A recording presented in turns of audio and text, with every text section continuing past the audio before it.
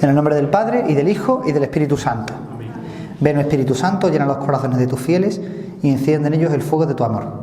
Envía tu Espíritu y serán creados y renovarás la faz de la tierra. Oremos.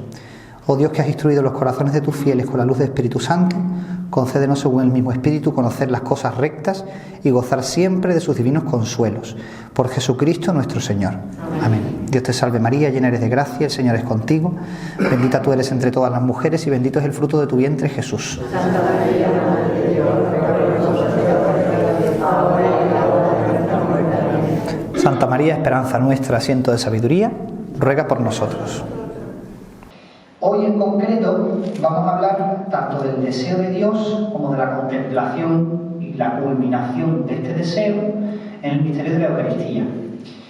Pero no quiero que la Eucaristía sea lo primero, sino que sea lo central, lo culminante de lo que vamos a tratar hoy. Primero tenemos que empezar considerando precisamente ese deseo de Dios, ese hambre y sed de Dios, que sirva como advertencia el lugar en el que nos encontramos todos nosotros, no el lugar físico, sino el estado de nuestra vida interior. Todos los que estamos aquí, que más que menos, tenemos una vida cristiana, una vida interior rica, vibrante, colmada de todas las cosas que nuestra comunidad ofrece: la Santa Misa, los sacramentos, la oración, la caridad, las comunidades distintas que en nuestra parroquia, todos lo sabemos, ¿no? Y todos los que estamos aquí, quien más, quien menos, participa de todas estas cosas que alimentan nuestra vida interior. Por eso, partiendo de ese lugar, que no corramos el peligro de pensar que nuestra sed, nuestra hambre de Dios esté culminada, porque no lo está. No digo que nos falte Dios, sino que no podemos olvidar que el deseo de Dios es constitutivo del ser humano. Nuestra naturaleza humana está creada, pensada, para buscar a Dios. Dios nos ha hecho con el único fin de la comunión con Él. Y por eso, para llegar a ese fin, para llegar a esa culminación de nuestra propia naturaleza, que es para lo que nos han pensado, tenemos que partir de un deseo de buscarlo. Por eso Dios, al crearnos, ha puesto en nuestra naturaleza ese deseo de forma natural. Nadie puede escapar a ese deseo. Nadie, porque si no, no sería ser humano, no sería persona humana. Claro, cuando decimos esto, es muy fácil pensar, claro, lógicamente, esto que se enteren los paganos, ¿no? Que se enteren aquellos que no tienen fe de que ellos también están buscando a Dios. Sí, ojalá se enteren, porque también están buscando a Dios, aunque no lo sepan. Están buscando la felicidad y la plenitud, quizás en otros lugares, pero lo que están buscando es la plenitud, la única que existe, que es la comunión con Dios. Pero nosotros también, y también nos podemos olvidar, que tenemos deseo de Dios, que partimos de una sed que no está colmada. Esto quiere decir que necesariamente tenemos necesidad de Dios. Si en nuestra naturaleza hay puesto un deseo orientado a un fin, que es la comunión con Dios, es porque ese fin, ese término de nuestra vida, ese final al que estamos pensados, no está alcanzado. Pero lo necesitamos, porque el deseo que quiere alcanzarlo forma parte de nuestra naturaleza, no podemos escapar de él. Lo lógico es pensar, saber que ese deseo responde a una necesidad. Tenemos necesidad de Dios. Nosotros también, los que vamos a misa todos los días, los que rezamos todos los días, los que nos confesamos toda la semana, los que vamos a grupos, los que tenemos una espiritualidad concreta, un carisma, lo que sea. Nosotros también estamos necesitados de Dios. Y necesitados significa que busco algo que no tengo. Por esto digo que nuestra sed de Dios no está culminada, no está colmada, perdón. Por eso digo que no tenemos a Dios, o por lo menos no del todo, porque eso es el cielo, y nosotros no estamos en el cielo. Así que partamos de esto, de saber que continuamente, constantemente estamos buscando a Dios, porque tenemos necesidad de Dios. Por lo tanto, idea fundamental, somos dependientes de Dios, somos necesitados de Dios, por naturaleza. No podemos dejar de estar necesitados de Dios, pues entonces seríamos Dios. Estamos constantemente necesitados y no podemos olvidar que tenemos que estar constantemente buscando colmar esa necesidad, que es lo que queremos decir, o lo que quiere decir el Señor en el Evangelio, cuando dice que solo es Él el que colma la sed que tenemos. La Cuaresma es el momento en el que con preeminencia se presta atención a esta sed, a esta necesidad que tenemos por naturaleza. El momento en el que buscamos entender, comprender o qué sé yo, conocer mejor aquellas cosas en las que más necesitamos a Dios. La forma de concretar esa falta de Dios que tenemos es saber que hay cosas en nuestra vida en las que Dios todavía no se ha hecho del todo en nosotros. Es decir, que no somos santos, vaya. Que soy muy perezoso, que soy muy soberbio, que soy muy avaricioso, que soy muy orgulloso, que soy muy goloso, yo qué sé, todos los osos, eso. Eso quiere decir que no tengo la virtud en todos sus grados de perfección, lógicamente. En esas cosas se manifiesta que Cristo no se ha hecho del todo en mí. Y por tanto, todavía estoy necesitado de buscar a Dios. Todavía estoy necesitado de tenerlo en mi vida. Tengo sed, que es ese sentido.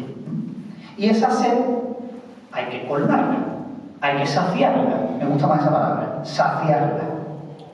Porque si buscamos saciar la sed, y nuestro fin de verdad es saciarla, partimos del verdadero sentimiento de tener esa sed. El que no siente la sed no busca beber agua. Pensemos en una persona que esté enferma por eso, que no puede sentir la sed. Imaginémonos una enfermedad así. Alguien que no busca beber el agua porque no siente la sed. Se deshidrata y se muere, es lo que le pasaría. Porque sigue necesitando beber agua.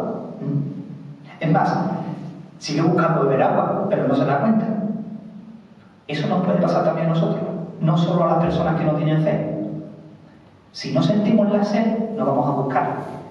Bueno, pero yo voy a misa todos los días, vale, ¿qué más? Que para eso es la Cuaresma. ¿Qué más? Porque en la vida siempre falta crecer, que es a lo que me refería. Por eso Dios no se ha hecho todo en nosotros. No se ha descubierto, no se ha formado del todo en nosotros, en todas estas cosas. Es decir, todo lo que yo hago por el Señor, todo lo que yo hago para vivir con más profundidad mi vida interior, no es suficiente. No convirtamos esto en una exigencia puritana, ¿no?, típica de los protestantes. No me puedo salvar. No, no es así. Está muy bien todo lo que hago. Está muy bien los medios espirituales y los medios sobrenaturales y naturales también que tenemos para buscar nuestra santidad. Pero siempre hay que seguir luchando. Siempre hay que seguir creciendo. Para eso son los propósitos de Cuaresma. Y es aquí donde comprendemos que tenemos que buscarlos. Todos. Porque de nuevo, si no sentimos la sed, si no somos auténticamente conscientes de que tenemos necesidad de Dios, no vamos a buscarlo. Y no vamos a buscarlo con verdadero deseo. Igual lo buscamos con un deseo de perfección ante los demás, con un deseo de colmar la soberbia que nos invita a parecer como perfectos, o simplemente la fe de la persona que busca cumplir una lista de cosas. Yo voy a misa, me confieso, rezo y ya está. Y eso no es buscar la santidad. Con auténtico corazón. El modelo que nos proponen recoge una poesía de San Juan de la Cruz que muchas veces hemos escuchado cantar. El año pasado escuché cómo la cantaba Ruth, me encantó, creo que ha quedado en el coro, luego todavía lo canta y tal, que es esta de la fuente escondida, ¿no? Que habla muy bien de ese deseo. Aquí esta eterna fuente está escondida en este vivo pan por darnos vida, aunque es de noche. Aquí se está llamando a las criaturas porque de esta agua se arden aunque a oscuras porque es de noche. Aquí esta viva fuente que deseo en este pan de vida, yo la veo aunque es de noche. Es una poesía eucarística, Y es más larga que esto. Esto es un detalle, ¿no? Un fragmento. San Juan de la Cruz, pensad en San Juan de la Cruz. Se me ocurren pocas personas con un conocimiento místico de nuestro Señor más profundo que el que tuvo este hombre. Y era plenamente consciente de que tenía deseo de una fuente que no poseía, que tenía sed de un agua que no salía de él. Claro, la persona santa es la que es cada vez más consciente de esa necesidad, al contrario de lo que podemos pensar. Cuanto más cerca estamos del Señor, cuanto más lo conocemos, más nos damos cuenta de que somos muy diferentes a Él, que tenemos mucha necesidad de Él. Dicen algunos teólogos, no sé yo si eso es magisterio de la Iglesia cerrado, por eso no me atrevo a decirlo de esa manera, pero dicen algunos teólogos que el juicio particular que afrontaremos cuando nos muramos no consistirá en otra cosa que en contemplar a Dios y en ser comparados con Él y ver en Él lo que no hay en nosotros. Ese conocimiento perfecto de Dios delante de ti, lo que te da es un conocimiento perfecto de todo lo miserable y pobre que tú eres. Cuanto más conoces a Dios, más conoces tu necesidad de Dios. Cuanto más santo, más conocimiento de esa necesidad. Y también al revés, cuanto más busquemos darnos cuenta de esa necesidad, más cerca estaremos de la santidad. Ahora, partiendo de esta base, de esta idea, que ahora en Cuaresma es tan fundamental para poder hacernos propósitos auténticos en aquellas cosas que necesitamos, en las que necesitamos ejercitarnos, ¿no? Partiendo de este deseo, ¿dónde podemos colmarlo? Ese deseo. Bueno, la Iglesia ofrece muchos medios. La Iglesia, como es sociedad perfecta, contiene, que esa es la definición de sociedad perfecta, esto es teología clásica, como es sociedad perfecta, contiene todos los medios necesarios para la consecución de su fin. ¿Qué quiere decir eso? Que la Iglesia, su fin es la salvación de las almas. Y a la Iglesia no le falta ninguno de los medios que son necesarios para eso. Punto. Por tanto, todos esos medios son lugares donde colmar esa necesidad. ¿Cuáles son esos medios? Los sacramentos, la comunidad, la caridad, la oración. Hay muchos. Los sacramentos son los primeros, por supuesto, porque los sacramentos son la actuación de la gracia de Dios real y eficaz. ¿Cuál de esos sacramentos es el más importante? La Eucaristía. ¿Por qué? No porque sea el más necesario es el bautismo para la salvación. Es el más importante porque todos los sacramentos son participaciones de la gracia, son formas concretas de realizar la gracia, ¿no? El perdón de los pecados, la identificación con el amor entre Cristo y la Iglesia, el matrimonio, la salud de los enfermos, lo que sea. Pero la Eucaristía no es una concreción de la gracia, es la gracia misma, es toda la gracia, porque el que está contenido es Dios entero, Jesucristo, Dios hecho hombre. Lo que vemos en los demás sacramentos es una parte, por decirlo de alguna manera, un poco inexacta, de la gracia. La Eucaristía es toda la gracia de Dios. Por eso, la fuente principal de la que brota la gracia que necesitamos es la Eucaristía, el Santísimo Sacramento del altar.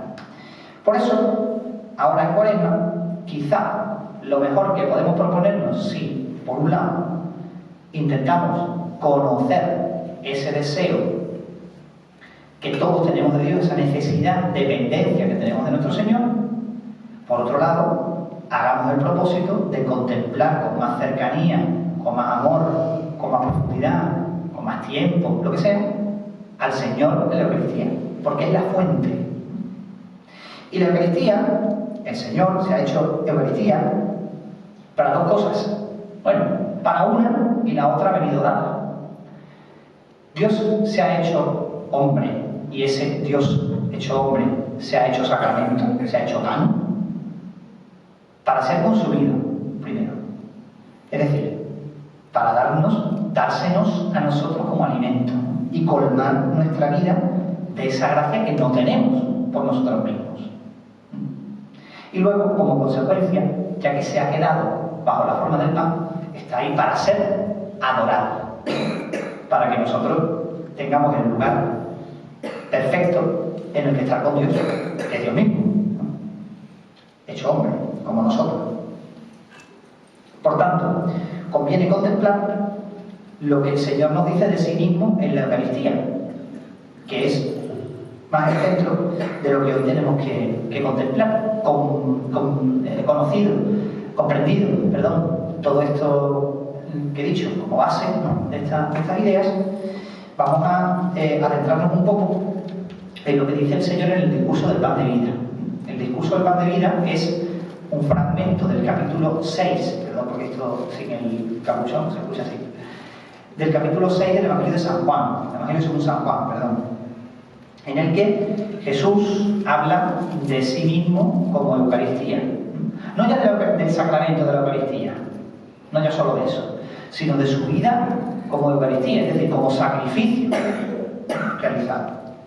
Pero bueno, lo que nos interesa a nosotros precisamente es el sacramento de la Eucaristía. Y aquí podemos entender qué es lo que vamos a encontrar en el sacramento cuando vayamos tanto a recibirlo como a adorarlo, porque es Dios mismo. Es difícil decir en qué momento empieza el discurso del pan de vida, porque hay varios estados, ¿no? Primero viene el Señor de hacer el milagro de los panes y los peces, al principio del capítulo 6. Luego le ofrece a los apóstoles un signo privado para ellos solo, que es el caminar sobre las aguas, y cuando ya vuelve a la orilla, los mismos que han visto el signo de los panes y los peces le piden otro signo, ¿no?, al Señor, por su falta de fe. Y entonces el Señor les habla del pan de vida, que ya está hablando del signo supremo que hay en el Evangelio de San Juan, que es el sacrificio de la cruz. Es a lo que alude al final el discurso del pan de vida, no solo a la Eucaristía, sino, como decía, la vida de Cristo como sacrificio. Pero bueno, esto como inciso bíblico, ¿no? Podemos situar un poco su comienzo en el versículo 35 del capítulo 6, Juan 6, 35. Empieza el Señor a hacer el discurso, la parte del discurso que está más unida, que no está rota por digamos, diálogo, ¿no?, con los judíos. Y empieza diciendo precisamente eso: yo soy el pan de vida. Es muy importante en todo el discurso, y como, por cierto, no lo he dicho, lo he dicho antes de empezar, como propuesta, la propuesta que hago en la semana que queda hasta la próxima charla es el jueves que viene, ¿no? No hay ninguna interrupción. Durante esta semana, la propuesta que hago es leer poco a poco el capítulo 6 de San Juan. Podemos ir al sagrario y poco a poco leerlo, son 60 versículos, 71. Bueno, yo empezaría aquí donde empieza el discurso, en el 35 o en el versículo 22, cuando el Señor llega a la otra orilla, bueno, lo que veáis, ¿no? Pero está en el capítulo 6 de San Juan, y propongo leerlo poco a poco para comprender este misterio. Pues bien, la palabra más importante no es la del pan, curiosamente, porque los judíos y los apóstoles no entienden tanto a qué se refiere con eso del pan. De hecho, los apóstoles están todo el rato metiendo patazos a cuenta de este asunto y pensando que está hablando de que no han comprado pan, o de que la levadura de los fariseos, o yo qué sé qué cosa, ¿no? No se enteran. Lo importante es la palabra de vida, el pan de vida, porque no hablamos de este discurso como el discurso del pan, sino el discurso del pan de vida. ¿Cuál es esa vida? Entendámoslo bien. Yo soy el pan de vida. El que viene a mí no volverá a tener hambre. El que cree en mí nunca tendrá sed. Empecemos por esto, lo que ya hemos dicho, por eso no me detengo demasiado. Si yo no sé que tengo hambre y no sé que tengo sed, ¿para qué voy a ir a buscar ese pan que sacia el hambre y la sed? Tengo que partir de saber que necesito ese pan, que no conozco, pero lo necesito, ¿no? Pero vosotros, como ya os he dicho, no creéis, a pesar de haber visto. Todos los que me da el Padre vendrán a mí, y yo no rechazaré nunca al que venga a mí. Porque yo he bajado del cielo, no para hacer mi voluntad, sino la voluntad del que me ha enviado. Y su voluntad es que yo no pierda a ninguno de los que Él me ha dado, sino que los resucite en el último día. No me puedo detener demasiado, porque no tenemos tampoco tanto tiempo. Pero algo hay que decir sobre esto. Primero, que nosotros no creemos a pesar de haber visto. Entendámoslo en el sentido que ya hemos dicho. hemos visto que tenemos necesidad de Dios, porque todos tenemos experiencia de nuestra limitación, de nuestras debilidades, de nuestras pobrezas, de nuestras miserias. Todos lo sabemos. ¿Quién de aquí se cree perfecto? Si alguien se lo cree, que se marche, porque no necesita nada de lo que aquí le podemos ofrecer. Esto es un club de pecadores, no de otra cosa. Si tenemos experiencia, porque lo hemos visto, no creemos. Nos falta, a pesar de saber, de ver, de experimentar que tenemos debilidad, que tenemos necesidad, no nos lo creemos. No creemos que necesitamos ese pan que sacia el hambre. Ahora, el Señor habla de sí mismo y dice: yo he bajado del cielo no para hacer mi voluntad, sino la voluntad del que me ha enviado. Es aquí donde me quería detener. Porque el discurso del pan de vida es un discurso, como decía, sacrificial, eucarístico, es lo mismo. La Eucaristía es un sacrificio, la Santa Misa es un sacrificio. El Señor ha venido a realizar la voluntad del que le ha enviado. No es que no sea su voluntad, no es que Él no quiera salvar a los hombres, sino que nos da a entender este sentido sacrificial. Tenemos que buscar saciar esa sed a pesar de a veces no sentirla. ¿Y esto cómo se concreta en nuestra vida? Bueno, tengo que rezar, pero no tengo ganas. Tan sencillo como eso, ¿eh? ¡Qué tontería! Es que eso es lo que nos impide rezar muchas veces.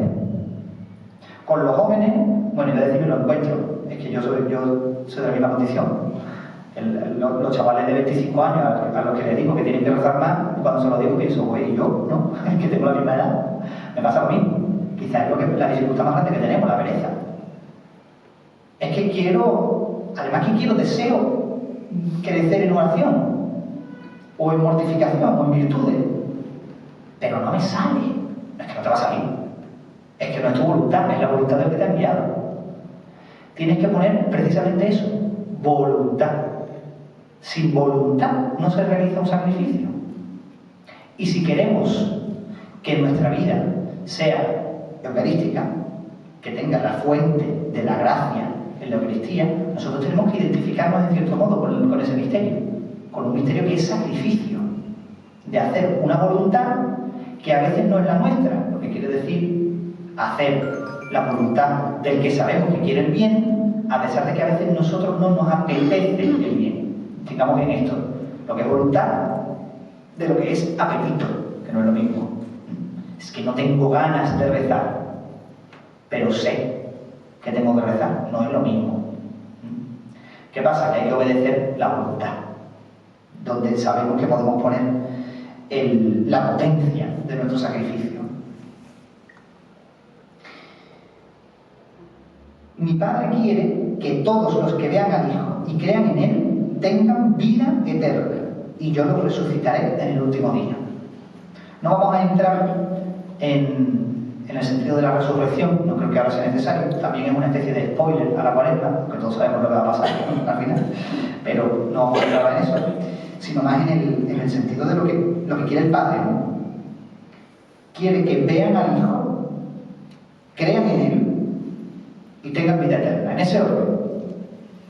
Vean al Hijo, crean en Él y tengan vida eterna.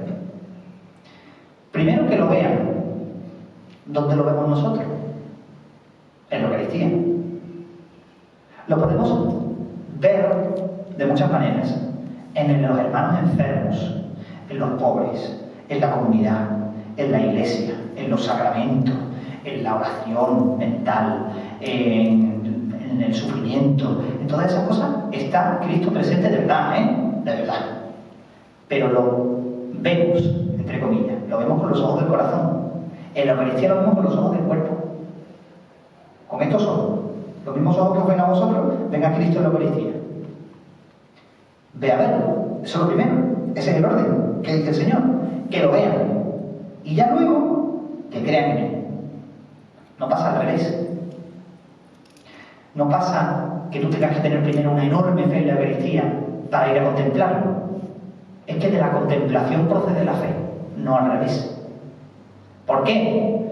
Porque el Señor no concede su gracia arbitrariamente, como piensan los protestantes, sino al que se dispone a recibirla.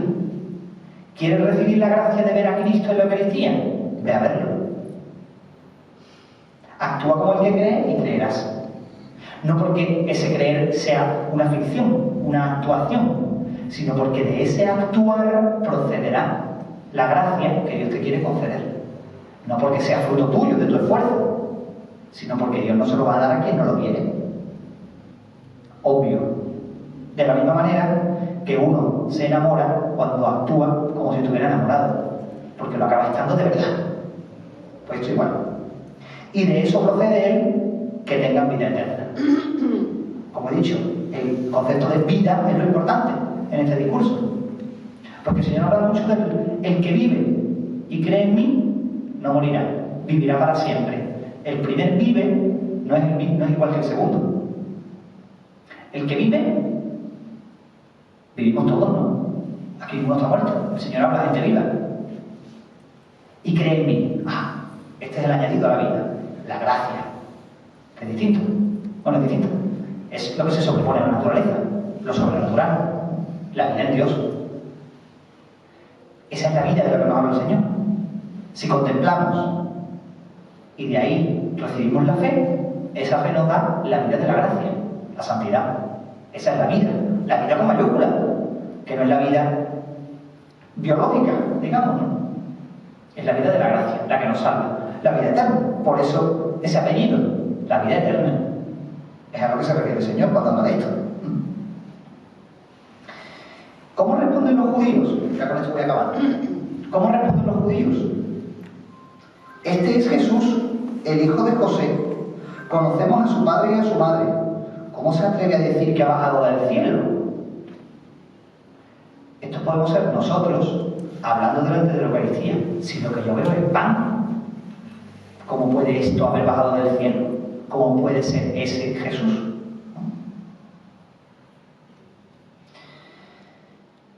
Esto no quiere decir que corramos el peligro de ser unos impíos como los judíos, porque de nuevo se nos va la cabeza a pensar en paganos recalcitrantes, gente sin fe, ateos, que hablamos con mucho desprecio a veces de ellos, ¿no? Sin razón.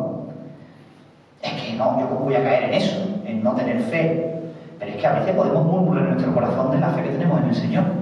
Ya no solo de porque no lo veamos en la Eucaristía, sino porque lo dejamos de ver en nuestra vida.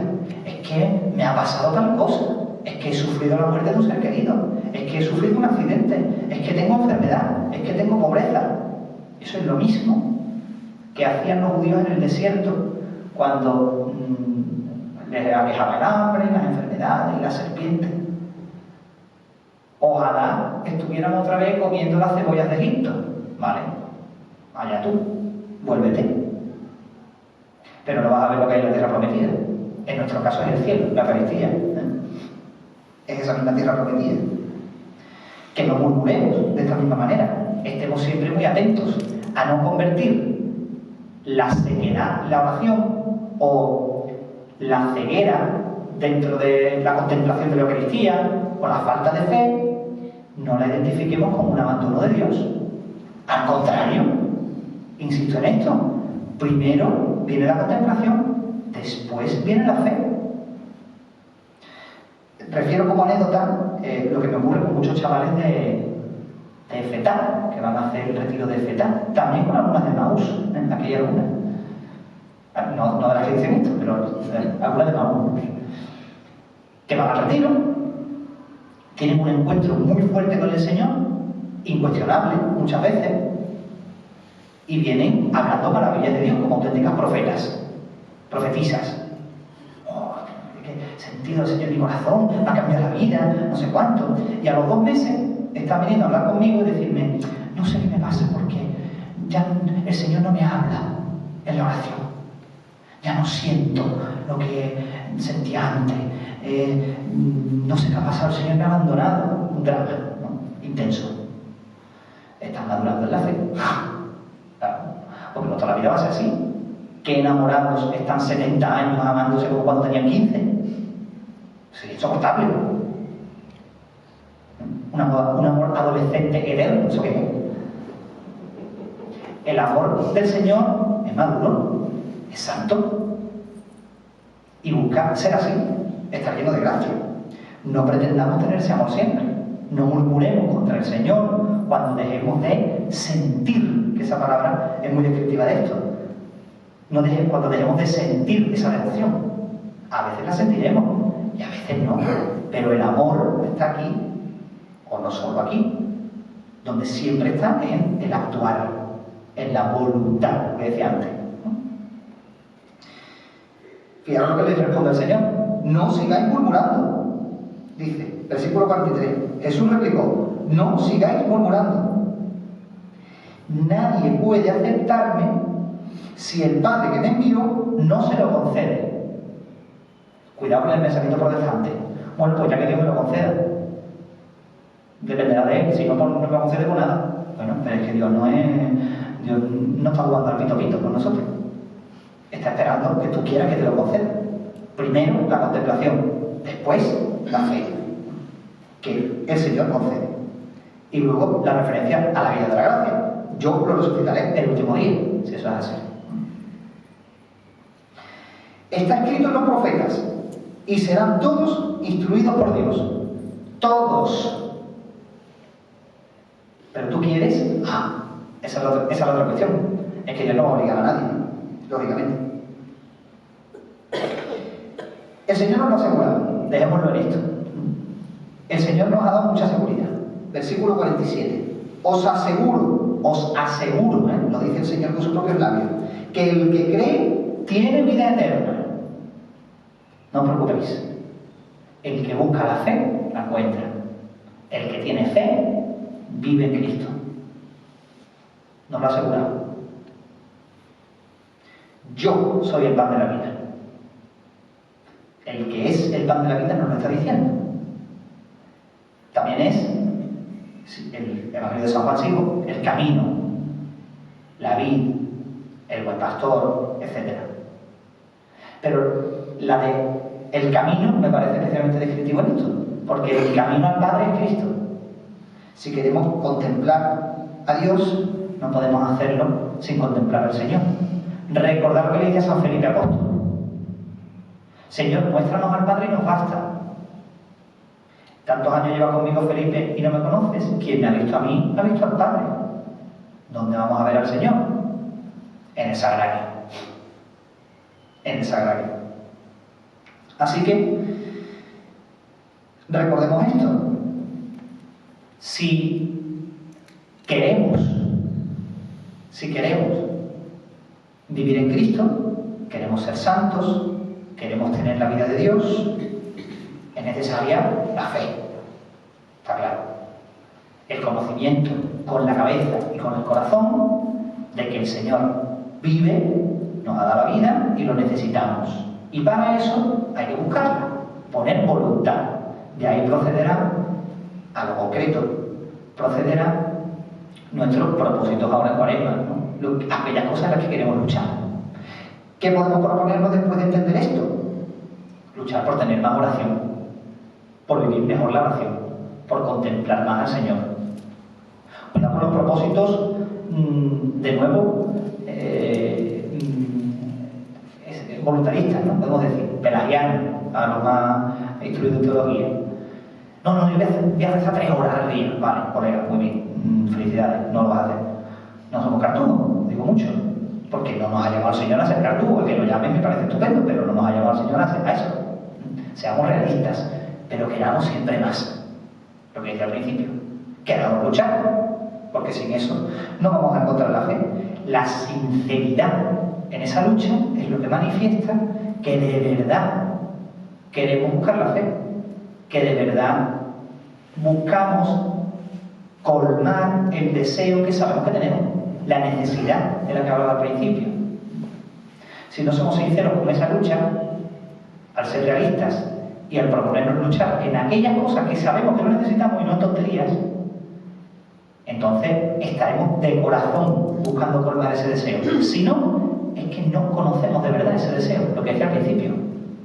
Hay que empezar por ahí, conocer esa necesidad en aquellas pequeñas cosas en las que sabemos que necesitamos a Dios. Recordemos eso, lo que decía. Este es el pan del cielo y ha bajado para que quien lo coma no muera.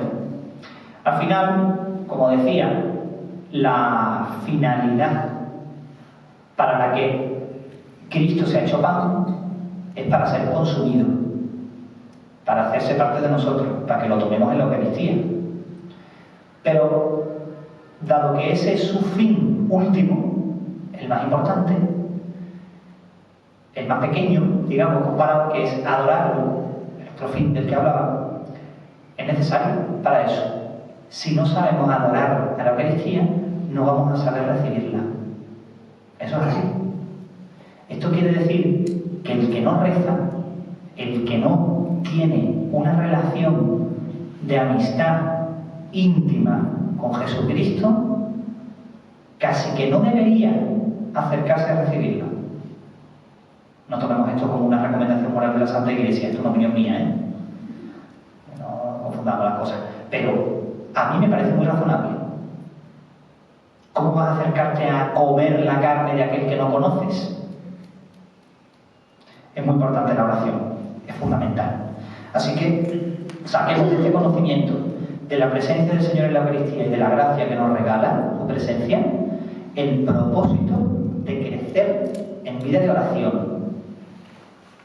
que no es otra cosa que crecer en la vida de la gracia que nos promete el Señor por medio de una relación de amistad íntima con Jesucristo, que nos llevará a pasar tiempo con Él, a hablar con Él o simplemente a estar con Él. Todo eso es todo desde la voluntad. Que el Señor nos ayude a eso, porque sin la gracia difícilmente nos vamos a poder hacer propósitos tan elevados. No son fáciles, no son sencillos, no salen de nosotros, salen del Señor, pero tenemos que pedirlo mucho. Ahora, hay que querer. El que pide con fe, como si aquello que pidiese fuera a ser realizado de verdad, sus peticiones se cumplen. O por lo menos el Señor regala la gracia que necesitamos, la que no conocemos. Pero hay que pedir con fe, con deseo de querer de verdad convertirnos en esto.